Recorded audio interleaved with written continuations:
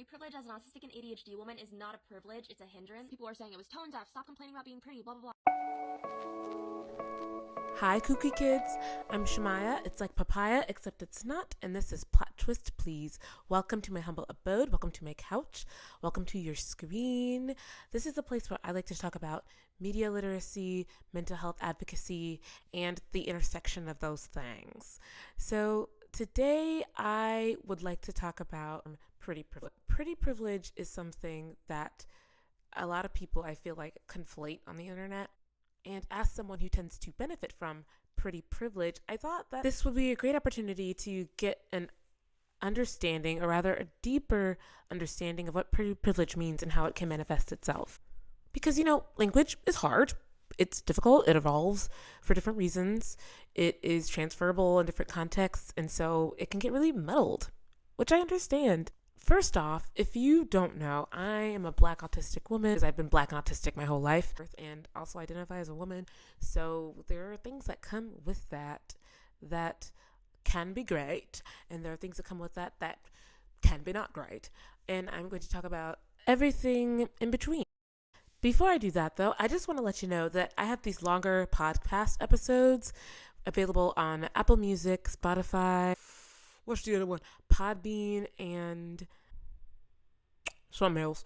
But I also have these shorter form YouTube videos that are more light and fun and just kind of me talking about pop culture in the way that I contextualize the world as a Black autistic woman. So I talk about that stuff too. And the podcast episodes are where I like to do more like deep dives and have, deeper understandings or a macro view, if you will, of these micro ideas that pop up within pop culture. So I'm actually really excited to talk about this, you guys. I have so many sources and I can't wait to share. I think the day I figured out that I was, quote, pretty, and I'm going to go into what that actually means because we got to actually define what we're talking about here. So for me, I realized that when people saw me, they got some sort of gratification or some sort of joy out of my physical appearance, some sort of enjoyment out of that. And I honestly recognized that at a very young age. Not in like a weird way, just, with classmates who, had like lingering glances. And at first, and for a long time, actually, I really thought that I was doing something wrong. And that's why they were looking at me because, see, I'm autistic and have always been autistic. And one of the things about autism is for a lot of autistic people, it can be hard to decipher social cues. It can be hard to tell what people actually want from you in social situations. So when people would have like lingering glances, I would always see that as disapproval or as kind of like the alarms would go off in my head saying, you're probably doing something wrong. That's probably why they're paying attention to you, or you missed a cue here, or you're supposed to do something now. And I would always be like, what am I actually supposed to do? What is there something I'm supposed to like? Is there an exchange that I'm not doing correctly here?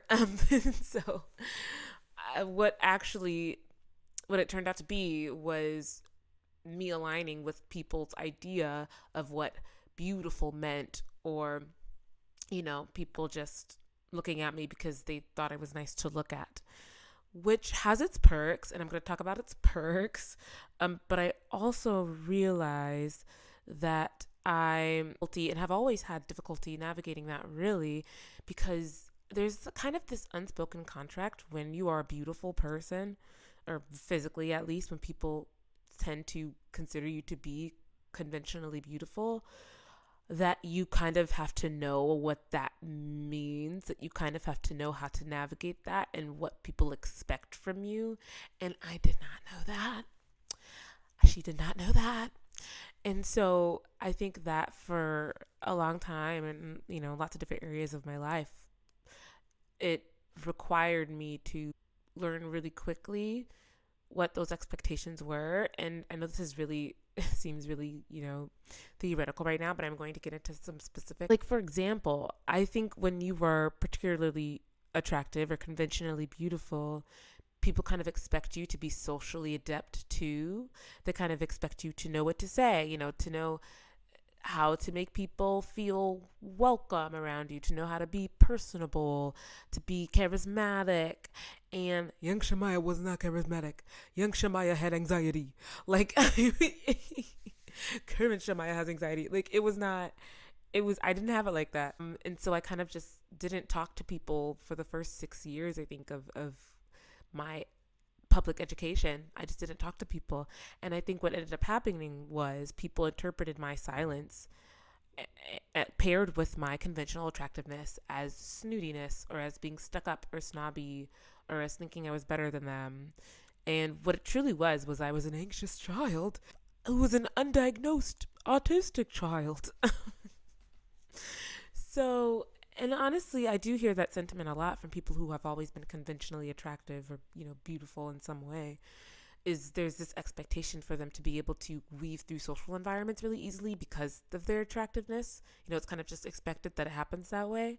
You're supposed to be like this Malibu Barbie, popular, whatever, person, whatever they think that person is, especially when it comes to relationships and intimate things that I'm not going to talk about for free. But people definitely expect certain things from you when you're attractive. They expect you to know how to do certain things that I'm not talking about for free. I'll talk about that behind the paywall. Become a patron if you want, for exclusive content like that. Not just because I want it to be behind the paywall, but because it is stuff that I need to be protective of a little bit. There are things that I'm not sharing with the world. But for a select few who become patrons, we could talk about all that stuff. Even in my dating life, people expected certain things from me because of the way that I look and because of how I present myself. Like, I like to wear stuff that makes me feel good. I like to wear stuff that accentuates my curves, and I like to wear makeup, and I like to do my hair, and I like to come out here. And people have certain expectations, for better or for worse.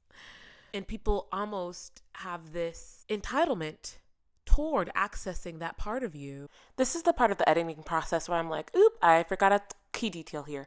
So when I'm talking about access and when I'm talking about entitlement, something that makes it more complicated is the aspect of race and the aspect of gender. So me as a woman, and also as a Black woman, really does exasperate the situation, because historically in media, women, and specifically Black women, have been portrayed a specific way, as property, as possession, as something to commodify, or just not our own people.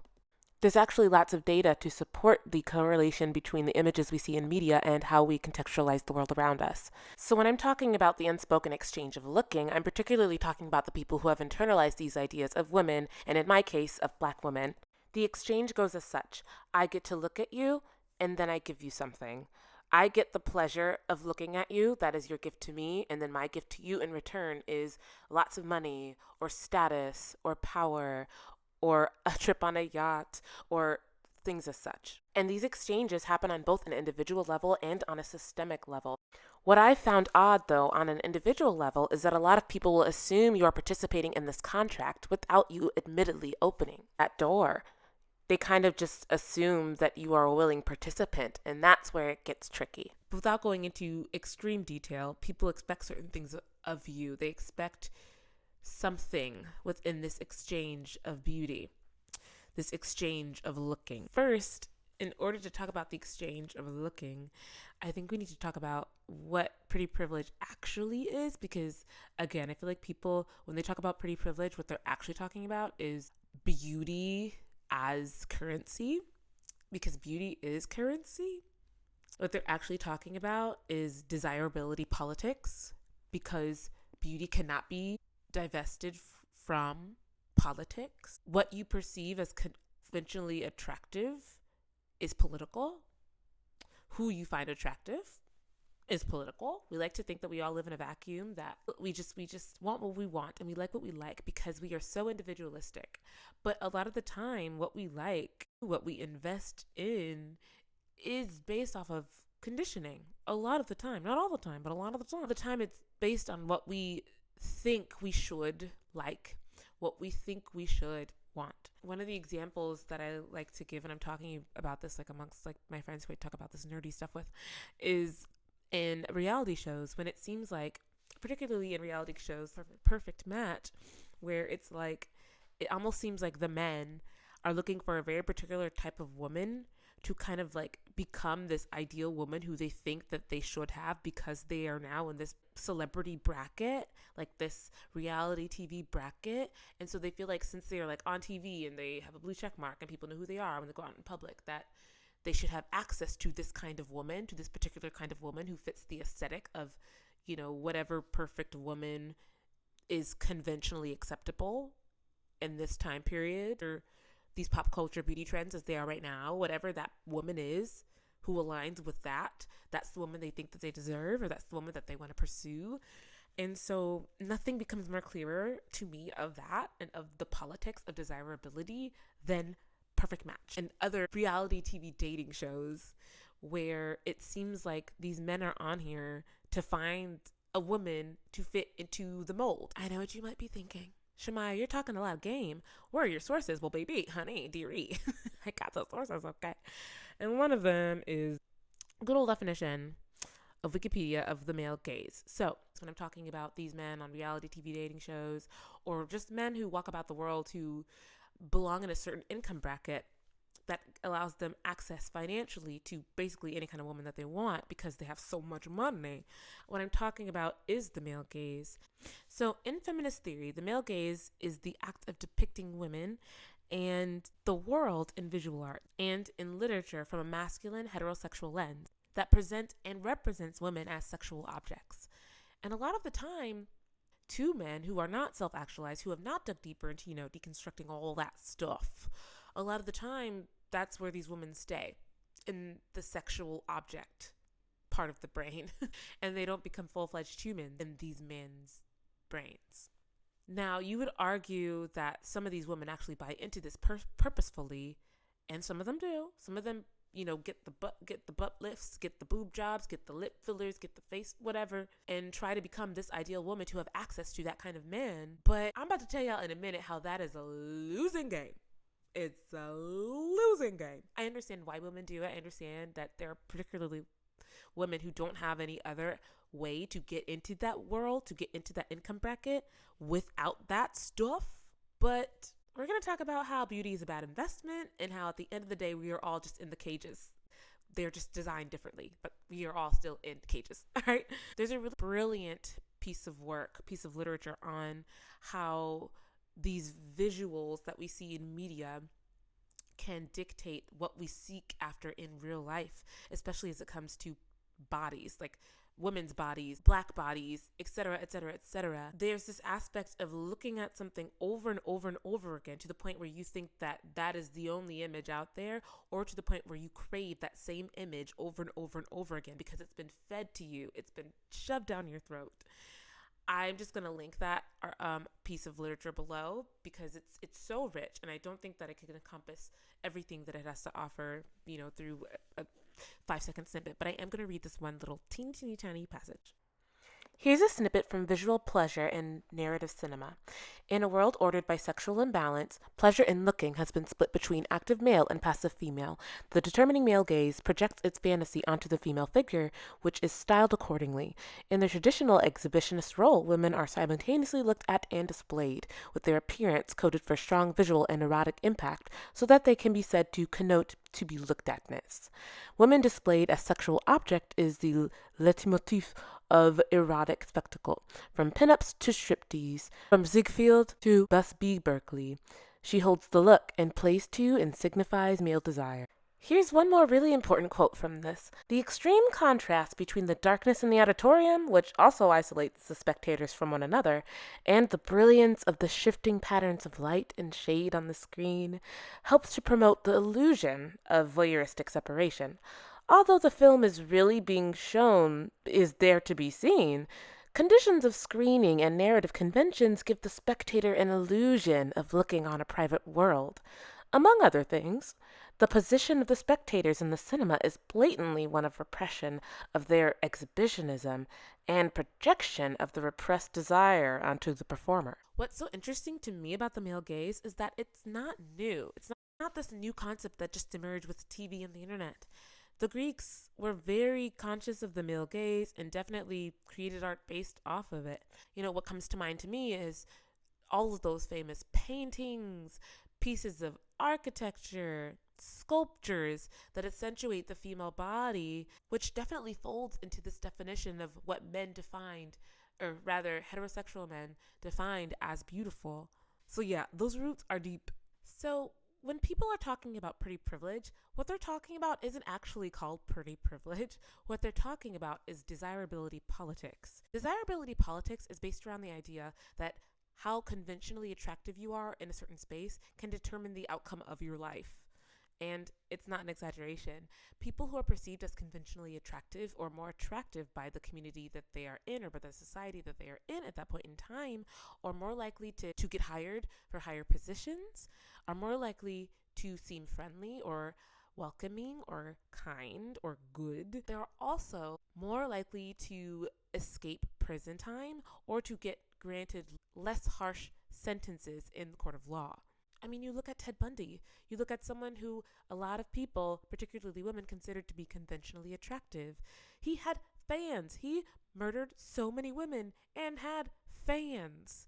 A huge part of the lore for Ted Bundy is arguably the fact that he was conventionally attractive and therefore seemed safe. There are so many other aspects of desirability politics that I could go into, but I'm going to focus on the ones that are important for this episode because, girl, if I had a few days. Basically, being conventionally attractive gets you a better life. You are more welcome in certain spaces. You have more access to a certain demographic of people who make a lot of money, people who have a lot of connections, which can lead to you having better healthcare, better professional connections, and a safer living environment. Having the privilege to walk around in safety and security is huge, massive, makes a big difference in your quality of life. And I think when people talk about pretty privilege, which doesn't actually exist, I think when we ignore the political aspect of it and the fact that this is a structural thing, that's when I think this conversation gets really noodly.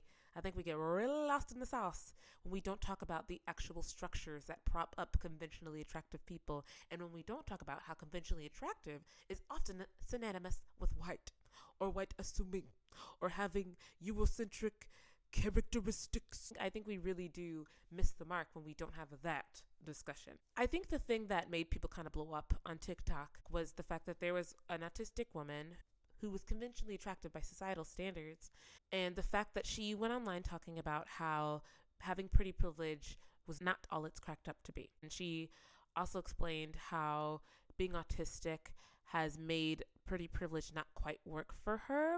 We did end up going down a real black hole. Here's where I think her argument faltered, because she was talking about how when you are more attractive, you tend to get sexually harassed more, you tend to be sexually abused more, you tend to be trafficked more. The bottom line is that's not true. It's not true. And I know it would seem like it would be true. I mean, if you haven't done research, of course it seems like it's true. Like, it seems like if someone is beautiful, then more people would want to use their beauty as a commodity against them. Like, that makes sense in, I guess, a logical brain. But when you know the stats and you know how structural disenfranchisement works, it doesn't make a ton of sense. Because here's the thing: sexual assault, sexual abuse, sexual harassment, sex trafficking. It's all about power. I don't think we realize how much sex has to do with power when it comes to sexual violence. Sex trafficking. I was looking at the stats about this, and I put the source down below. It is a study from USC by a woman named, we're going to pull this up. We're going to know her name. What's her name? Suzanne Dworek-Peck, okay? Facts you didn't know about human trafficking. We're scrolling down to what kind of people get sex trafficked or human trafficked the most. Anyone can fall victim to human trafficking. Anyone. However, vulnerable populations who have little social and legal protection are the most at risk. And risk for women may be heightened further in areas where extreme gender discrimination prevails. Now, guess what it did not say? It did not say conventionally attractive women. Now, what it does say is that impoverishment, residing in a place of political instability, enduring systemic racism, suffering from a mental disorder, or being involved in gangs may increase a person's likelihood of victimization. Nowhere in there does it say conventional attractiveness is a contributor to your likeliness of being a victim of human trafficking. Nowhere. Now, the other dangerous part of this kind of argument is that women who are claiming that because you are conventionally attractive, you are more likely to be sexually abused are directly harming those women who are not conventionally attractive and who are victims of sexual abuse or sexual harm or sexual violence. Because what happens is, when that happens to those women, people don't believe them because of that rhetoric. It's because of the phrase, if you are more attractive, you're more likely to be a victim of sexual violence. That is a weapon against those women. And it happens all the time. It is about power. This is why it's such a scam. This is why beauty is such a scam. Because literally, there are men out there who claim to be attracted to a certain kind of woman, to a certain kind of aesthetically pleasing woman. The Instagram girly, whoever they think everyone thinks they should want. But guess who they're sleeping with? Guess who's laying beside them? Guess who they married? Guess who they have kids with? Not the aesthetically pleasing woman, not the Instagram model, not the woman they are claiming deserves the most respect, deserves the most care. Now, I guess I'm talking about the incels. I guess I'm talking about the manosphere here, because they will run their mouths about how women like the dark-skinned, the fat woman, the woman who they don't deem as sexually attractive, how they don't deserve care, or how they need to go to the gym, or how they need to change their life in order to get the man they want. When I'm like, but who you laying up in the bed with, huh? Who is the mother of your children? But let's get back to the literature, shall we? Let's get back to the literature. Basically, what I'm saying is being beautiful, being conventionally attractive doesn't make you more likely to be a victim of violence, period. And so I was upset when women were coming online talking about that. Now, what I understand from this particular woman's take is that being an autistic woman does put you in danger of being a victim of sexual violence or relationship violence. And that is 100% true. Autistic women are more likely to be victims of sexual violence or relationship violence or abuse than non-autistic women or allistic women. But you being an attractive woman does not make you more susceptible to that. Now, and it's one of those things that I think gets so messy when we're talking about structural systems, institutions versus individual experiences, because something can harm you on an individual level. People can think you're snooty. People can think you're stuck up. People can think that you get whatever you want. But structurally, you are way ahead of the curve. Structurally, you have so many advantages just by existing. Walking in a room, you already are at an advantage over the other people in the room because of where you sit in society, because of how you look. And that has to be acknowledged. I have to acknowledge that. I have to acknowledge that. Yes, I have trauma from being in certain groups of people where those people made assumptions about me, being commodified because of my beauty, from being expected to be a certain way because I am both black and beautiful. Okay. Being a minority and being beautiful, that's a whole different stack of cards, baby. But I have structural advantages. And also, like, when you go into like being high masking, if you don't know what that means, high masking means you are better at masking in social environments than other autistic people. So for me, I'm a very high masking individual. I could sit in a group of people and I could figure out how to blend in. I might not do it extremely well. Like, I might seem a little quirky, but I'll pass. I'll pass. Maybe I'll get a C+ in the social department. So I have certain advantages with that, especially when it comes to employment, with job interviews, meeting new people, networking. Okay, all of that. That's a social game that I have an advantage in because I am a high masking, beautiful, autistic person. Okay? And people who benefit from desirability politics have to acknowledge that. Regardless of our individual traumas, that is going to be the biggest factor in my quality of life. Where I sit in that structure is going to be the largest indicator of how my life will end up. Now, where I think we do get lost, though, is the nuance of this discussion, because I think what often happens is when people who do not benefit from desirability politics hear someone complaining about where they sit in society, when that person wouldn't be anywhere near where that person who benefits from desirability politics is. I understand how that could be frustrating, hearing those complaints. How you might have an attitude of like, why would I listen to you? You can fly anywhere you want because your man can fly you anywhere he wants to. You can walk into a room and people immediately like you, immediately feel safe around you. You can have a flat tire and someone want to help you and not make you want to do it yourself. You can get into places for free. I've gotten into places for free. People have paid for my stuff. And I didn't have to ask. And so I understand that. I understand, but still, I do think that when we ignore the fact that beauty as an investment always fails, I think we miss the point. If we forget that beauty is a temporary fix, then we're not going to get anywhere. We're not going to be able to empathize. We're not going to be able to heal as a collective people if we don't acknowledge that beauty is a short-term solution and is largely a scam, because beauty fades. People get old, people get wrinkles, people have children, people's bodies change, people get autoimmune diseases, bodies change over time. So there will be a point where beauty cannot be your form of currency. The well is going to dry up because that's the way the world works. There's going to be someone younger than you coming right behind you, someone more beautiful than you coming right behind you. I don't want to have to keep this up forever.